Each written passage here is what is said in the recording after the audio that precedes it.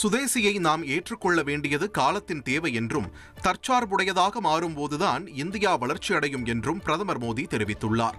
வடகிழக்கு மாநிலங்களில் ஒன்றான அருணாச்சல பிரதேசத்தில் உள்ள இட்டா நகரில் 5100 கோடி ரூபாய் மதிப்பிலான பல்வேறு வளர்ச்சி திட்டங்களுக்கு அடிக்கல் நாட்டி வைத்த அவர், குடிமக்களே கடவுள் என்பதுதான் தங்களது தாரக மந்திரம் என்று தெரிவித்தார். சுதேசி என்ற மந்திரம் மிகவும் முக்கியமானது என்றும் தற்சார்புடையதாக மாறும்போதுதான் இந்தியா வளர்ச்சியடையும் என்றும் தெரிவித்தார். மேலும் காங்கிரஸ் ஆட்சி காலத்தில் அருணாச்சல பிரதேசம் உள்ளிட்ட வடகிழக்கு மாநிலங்கள் புறக்கணிக்கப்பட்டதாகவும் அவர் குற்றம் சாட்டினார்.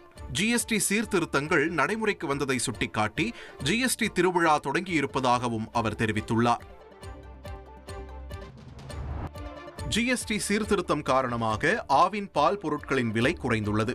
மத்திய அரசின் ஜிஎஸ்டி வரி குறைப்பு அமலுக்கு வந்துள்ளது. இதனால் பல்வேறு நிறுவனங்களும் தங்கள் உற்பத்தி பொருட்களின் விலையை குறைத்துள்ளன.